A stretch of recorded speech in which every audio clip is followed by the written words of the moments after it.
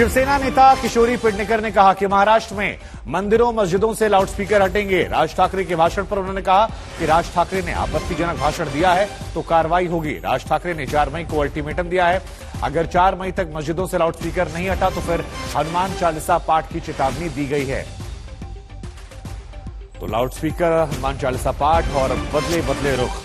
हालांकि क्या होगा वो 4 मई तक देखना दिलचस्प होगा, क्योंकि कहा जा रहा है कि 4 मई के बाद राज ठाकरे अपने अल्टीमेटम के तहत हनुमान चालीसा का पाठ अजय करेंगे।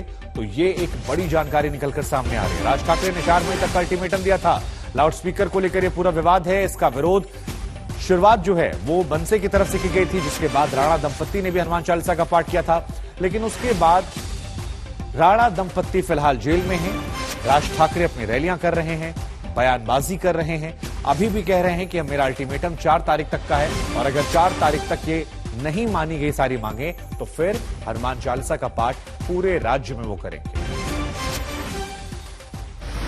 मुळामध्ये हनुमान चालीसा याला कधीच कोणी विरोध केला नाही। अगदी मुसलमान लोकांनी सुद्धा हनुमान चालीसेला विरोध केलेला नाही। हनुमान चालीसेचा आधार घेऊन जे काही बेसूर चेहरे महाराष्ट्र आणि मुंबई तोडण्यासाठी जे काही प्रयत्न आहेत त्या प्रयत्नाच्या त्या सभा दिसतात असं आज मुंबईकरांना आणि महाराष्ट्रातल्या मुळामध्ये हनुमान चालीसा याला कधीच कोणी विरोध केला नाही। अगदी मुसलमान लोकांनी सुद्धा हनुमान चालीसेला विरोध केलेला नाही। हनुमान चालीसेचा आधार घेऊन जे काही बेसूर चेहरे महाराष्ट्र आणि मुंबई तोडण्यासाठी जे काही प्रयत्न आहेत त्या प्रयत्नाच्या त्या सभा दिसतात असं आज मुंबईकरांना आणि महाराष्ट्रातल्या जनतेला कळतंय।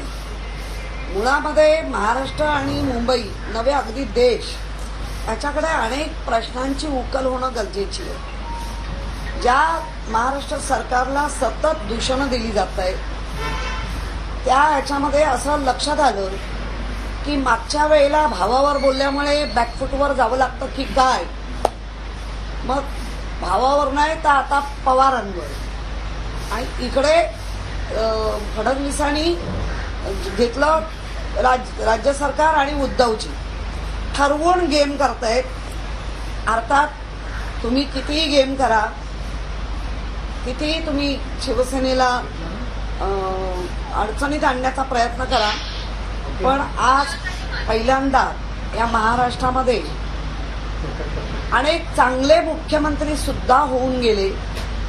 अनेकांनी आपली चांगली चांगली कामगिरी करून दाखवली, पण त्याचबरोबर बाळासाहेबांचे सुपुत्र उद्धवजी बाळासाहेब ठाकरे यांनी ज्या पद्धतीने संपूर्ण देशात नव्हे जगात या महाराष्ट्राचं कौतुक अगदी सुप्रीम कोर्टापासून ते अगदी सिटी सिव्हिल कोर्टपर्यंत, म्हणजे कोर्टाला मानता ना तर कोर्टपर्यंत सगळ्यांनी या मुंबईचं आणि महाराष्ट्राच्या कामाचं कौतुक केलं। मुख्यमंत्री या संपूर्ण याच्यामध्ये अव्वल नंबरमध्ये येतात। असं बघायला तर मुख्यमंत्र्यांवर पहिली टीका काय झाली।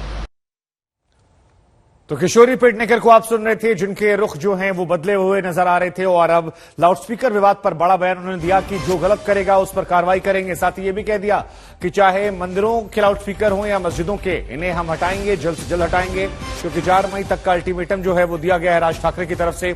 और ऐसे में शिवसेना का ये कहना कि मंदिर मस्जिदों से लाउडस्पीकर हटाया जाएगा, लेकिन राज ठाकरे को लेकर कहा कि जिस तरह से बयानबाजी वो कर रहे हैं उन पर कार्रवाई भी हो सकती है। और इसी खबर पर हमारे सहयोगी पारस दामा इस वक्त हमारे साथ जुड़ रहे हैं। पारस, जरा बताइए कि जो ये बड़ा बयान आया है और ये बदले बदले रुख नजर आ रहे हैं, जहां पर कहा जा रहा है कि देखिए लाउडस्पीकर हटाए जाएंगे, 4 मई की तारीख हम सबके जहन में है, क्या ये उसके कॉन्टेक्स्ट में है या वाकई में शिवसेना आप चाहती है कि नहीं इस विवाद को ज्यादा तूल न दिया जाए और लाउडस्पीकरों को हटा दिया जाए, चाहे वो मंदिर से हो या मस्जिद से हो?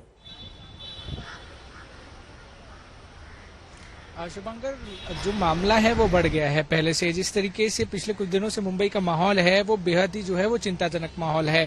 पॉलिटिकल पार्टियों की बात करें या बाकी किसी माहौल की बात करें, हर जगह जो है वो टेंशन बनी हुई है। कल जिस तरीके से राज ठाकरे ने अपनी सभा को संबोधित करते हुए राज ठाकरे ने उद्धव ठाकरे सरकार को ये अल्टीमेटम दिया कि अगर 4 तारीख तक आप नहीं हटाते हैं तो वो अपनी तरीके से इसका विरोध करेंगे और अपनी तरीके से जो है रिप्लाई करेंगे, जो हर पिछले कुछ दिनों से जो है वो राज ठाकरे लगातार ये कह रहे हैं। मगर अब आज सुबह ही जो है मुंबई की एक्स मेयर किशोरी पेडनेकर जब मीडिया कर्मियों से बात कर रही थी, उस समय उन्होंने ये कहा है कि वो चाहते हैं कि हटा देने चाहिए। ये बात गलत है। लाउड स्पीकर जो है वो कहीं भी कोई भी धार्मिक स्थलों वहां पे नहीं होने चाहिए। मगर सबसे बड़ी बात उन्होंने ये की कि अगर लगाने भी हैं आपको लाउड स्पीकर तो उसके लिए आपको परमिशन लेनी चाहिए। जो अवैध लाउड स्पीकर हैं उनको हटाया जाना चाहिए, उससे लोगों को दिक्कत होती है।